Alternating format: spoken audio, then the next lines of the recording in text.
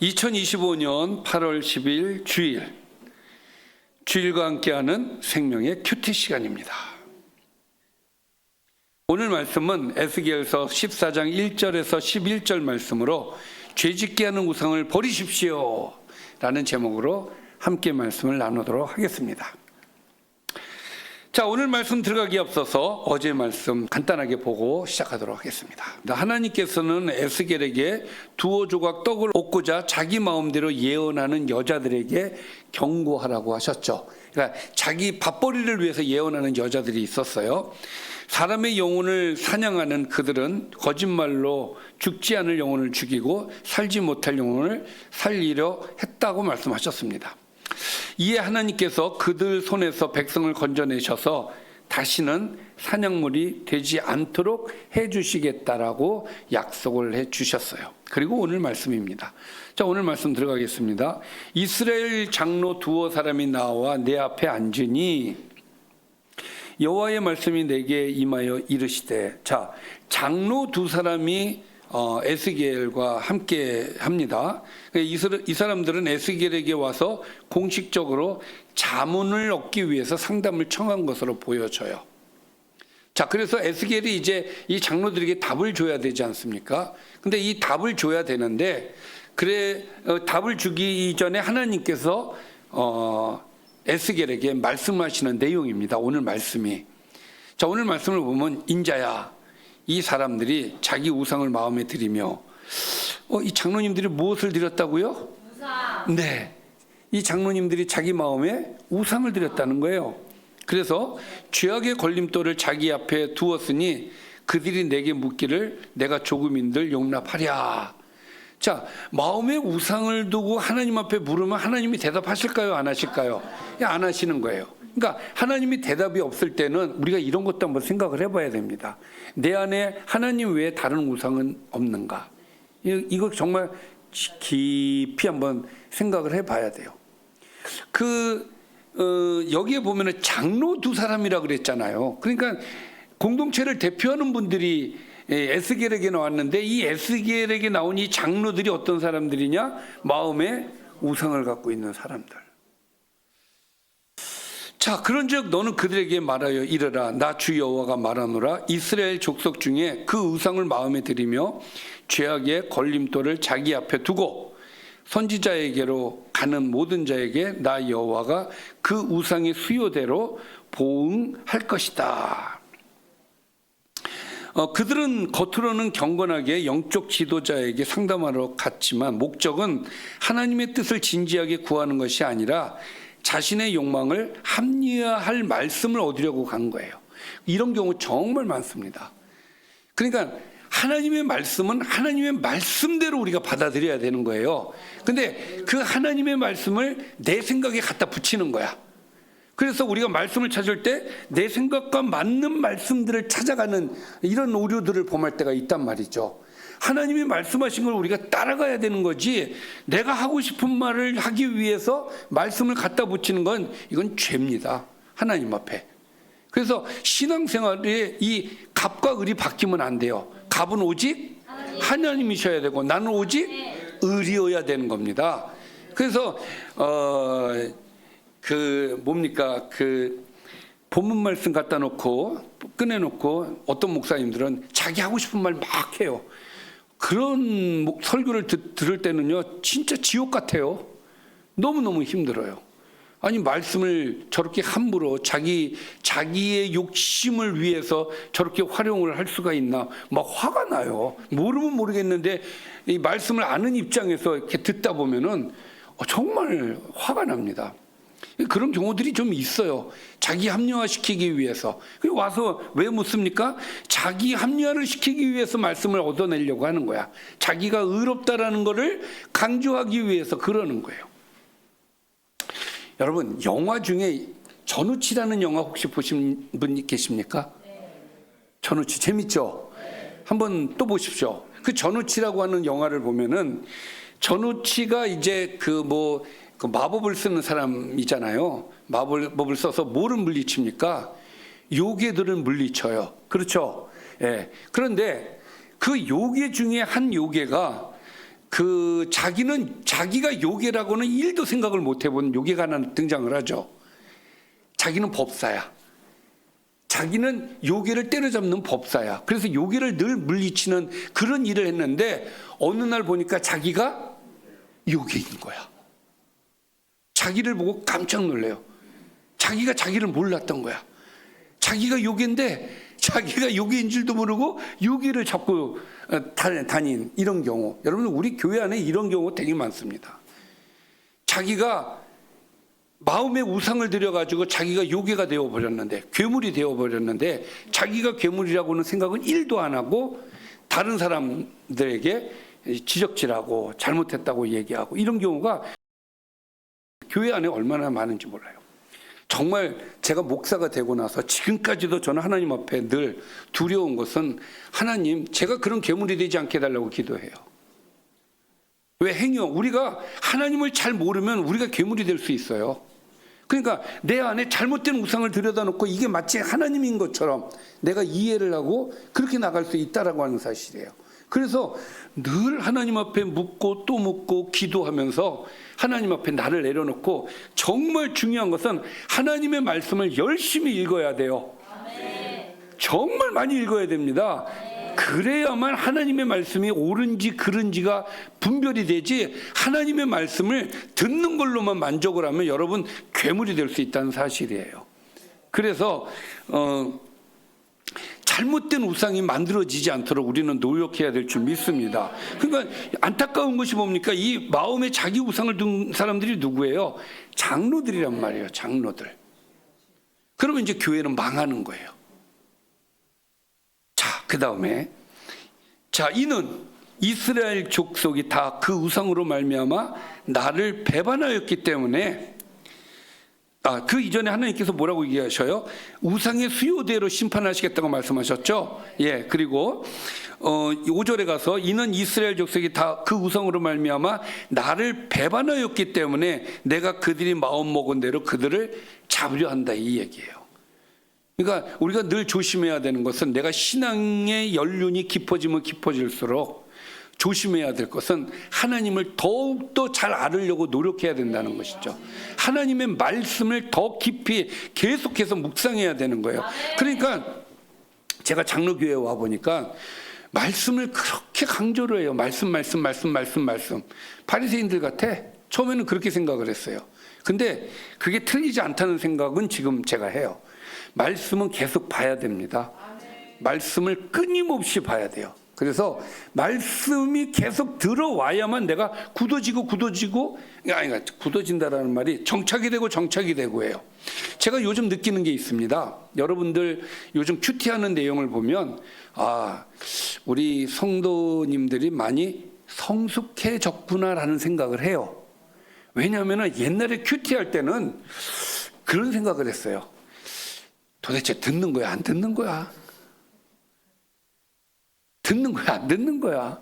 좀 답답했어요. 정말 많이 답답했어요. 그런데 요즘 여러분들이 요즘 자세는 그렇지가 않아요. 들어가요. 말씀이 들어가요. 듣는구나. 이게 이제 느껴져요. 그러니까 그게 뭡니까? 자꾸 반복해서 말씀을 보다 보니까 이제는 여러분들이 어느 정도 말씀이 좀 다져져서 지금 얘기하면, 이게 그 말씀이었구나. 옛날에는 못 느꼈는데 지금 말씀을 보면서, 말씀이 달다. 이렇게 느껴지는 이유가 여러분들이 말씀을 계속해서 보았기 때문에 그런 거예요. 그러니까 말씀을 계속해서 여러분들이 보면서 하나님을 알아가는 지식을 풍성하게 만드는 건 좋은 일이다. 그러니까 왜 이 백성이 망하느냐? 하나님을 아는 지식이 없기 때문에 망한다고 했거든요. 그러니까 길을 쓰고 우리는 하나님의 말씀을 보아서 하나님을 알아야 될 줄 믿습니다. 그렇지 않으면 이상한 우상이 내 안에서 자리 잡아가지고, 자리 잡아서 뻔뻔해지고, 이 우상의 수요대로 하나님께 심판을 받는 이런 결과를 얻기 때문에 우리는 정신 차리고 하나님의 말씀을 보아야 될 줄 믿습니다. 그런즉 이제 회개를 촉구합니다.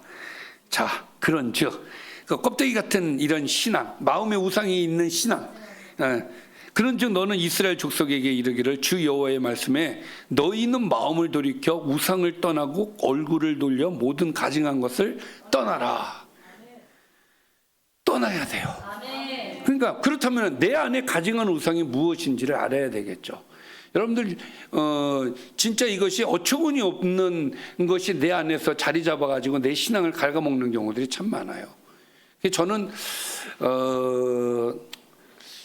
제가 이제 학교에서 공부를 할 때, 신학교 공부를 할 때 학부에서 4년 또 MDB 하면서 3년 이렇게 공부를 하고 또 더한 게 있어요. 근데 공부를 하면서 공부할 때마다 처음에 4년 할 때는 많이 힘들었다 그랬죠. 처음에 한 2년 정도는 많이 힘들었어요. 왜? 달라서. 내가 지금까지 알고 있던 신앙은 다 엉터리고 다 틀린 거야. 그렇게 얘기를 해요, 교수님들이. 그러니까 정말 거기에서 오는 나는 어떤 마음이었냐면 나의 정체성이 흔들리는 거예요. 그럼 난 지금까지 뭘 가지고 신앙생활을 한 것인가? 다 틀렸다고 얘기하니까 너가 갖고 있는 건 다 틀린 거야. 누가 얘기를 해도 다 틀렸대요, 내가 얘기하는 게. 여러분 그렇게 달라요. 순복음 신앙하고 장로교 신앙이 그렇게 다르더라니까요. 극과 극을 달려요. 근데 또 내가 성격이 이해가 안 되면은 넘어가지 못하는 성격이란 말이에요, 내가. 그래서 이제 막 따져요. 막 따집니다. 따지면은 이상한 사람 되는 거지. 쟤는 왜 맨날 저렇게 따질까? 난 이해가 안 돼서 따지는데. 그래서 지금도 잘 모르는 거는 찾아보고 또 찾아보고. 근데 요즘요, 챗GPT가 너무 좋아요.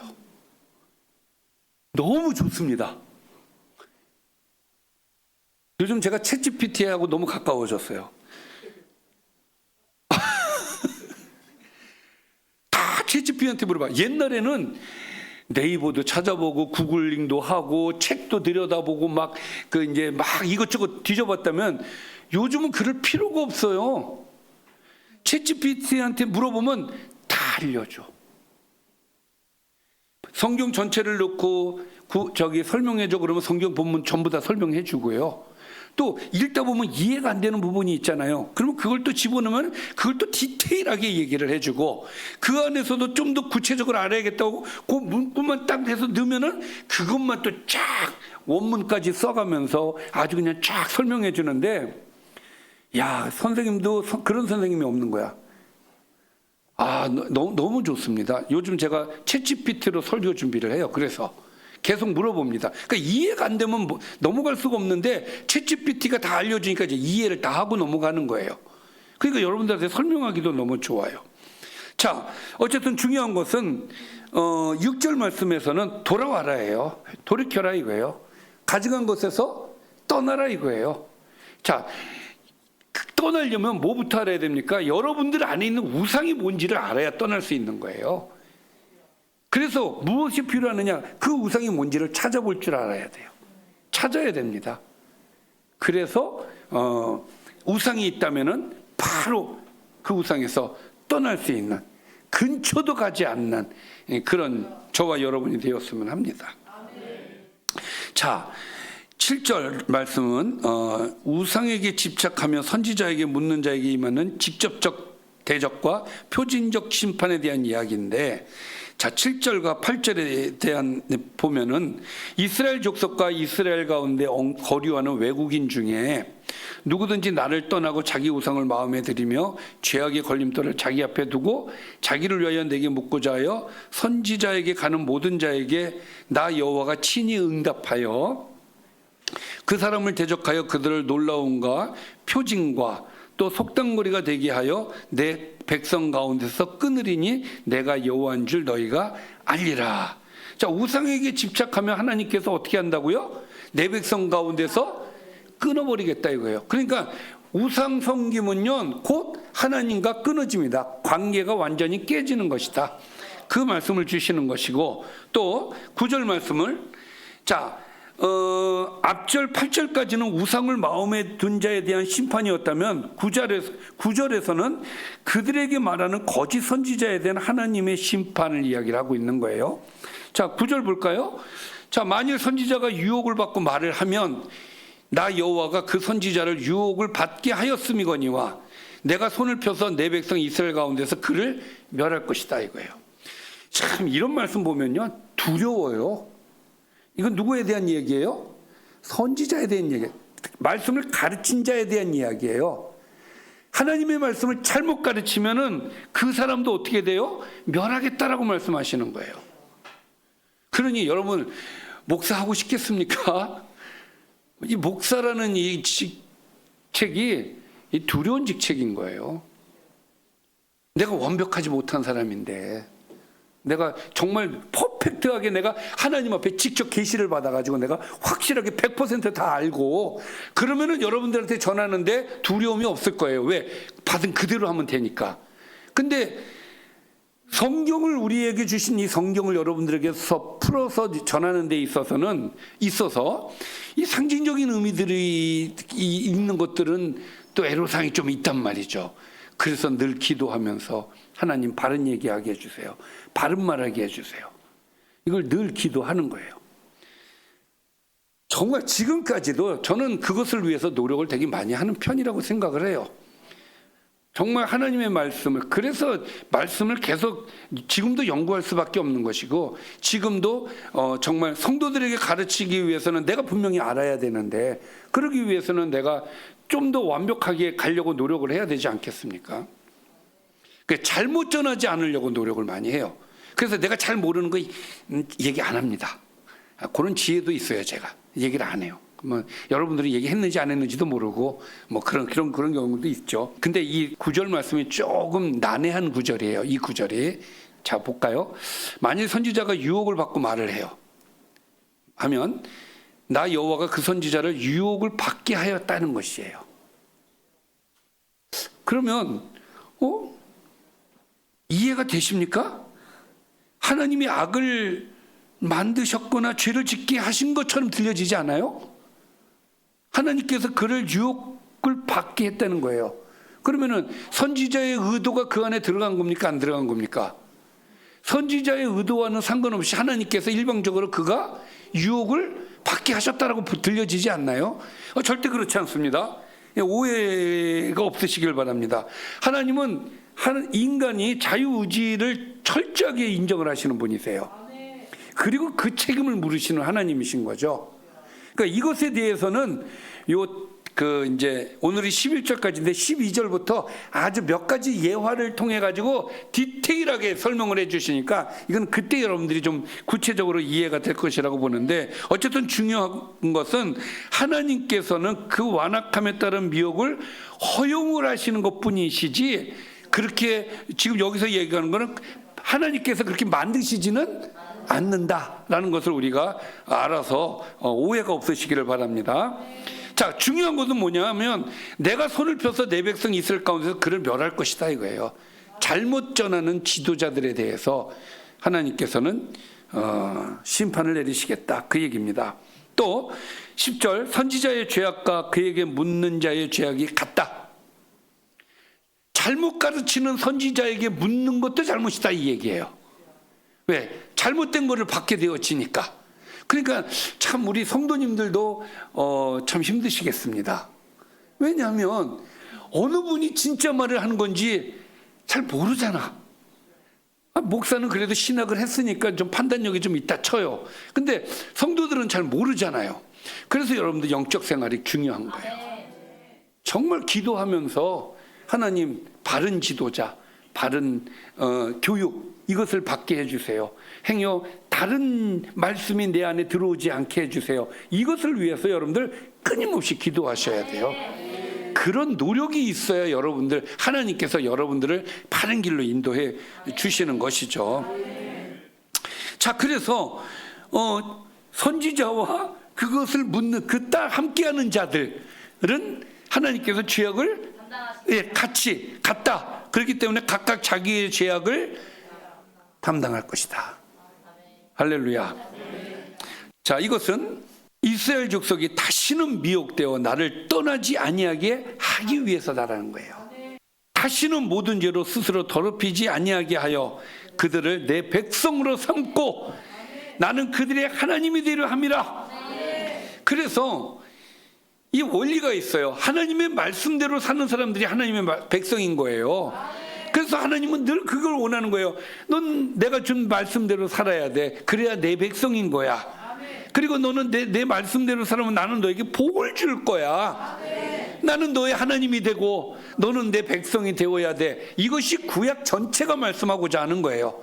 나는 너의 하나님이 되고 너는 내 백성이 되고, 그러기 위해서 하나님께서 그들에게 심판을 하시겠다는 거예요. 하나님 말씀대로 살지 않고 우상을 섬기는 자, 마음에 우상을 품는 자, 그들에게 심판하셔서 경각심을 갖고 하나님만을 바라볼 수 있도록 하나님의 백성이 되게 하게끔 하시기 위해서 하나님께서 심판을 하신다. 그러니까 심판의 목적은 뭐예요? 정신 차리고 내가 주는 말씀대로 살아서 내가 너의 하나님이 되고 너는 내 백성이 되는 것이다. 그것을 위해서 하나님께서 심판하신다는 것이 오늘의 말씀이 되겠습니다. 자, 오늘 말씀을 정리를 해보겠습니다. 이스라엘 장로들이 에스겔에게 찾아오자 하나님은 우상을 마음에 들인 자를 용납하지 않으심을 전하라고 하십니다. 여러분, 우상이 있는 자 아무리 하나님 앞에 기도해도 하나님 응답 안 하세요. 두 번, 그리고 이스라엘은 마음을 돌이켜 가증한 죄에서 떠나야 합니다.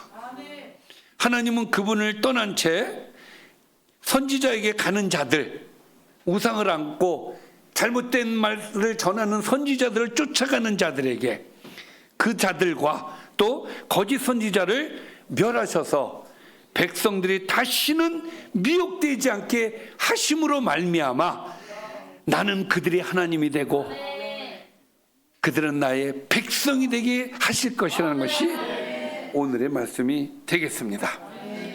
기도하겠습니다. 살아계신 아버지 하나님, 감사합니다. 항상 우리에게 은혜를 주시는 하나님을 찬양합니다. 우리는 하나님의 백성입니다. 주님, 항상 하나님의 말씀에 거하게 하여 주시고 우리 안에 바른 말씀, 바른 진리가 우리 안에 거하게 하여 주셔서 오직 흔들리지 않는 신앙인이 될 수 있도록 우리의 영혼을 붙들어 주시고 함께하여 주시옵소서. 예수님의 이름으로 기도드리옵나이다. 아멘.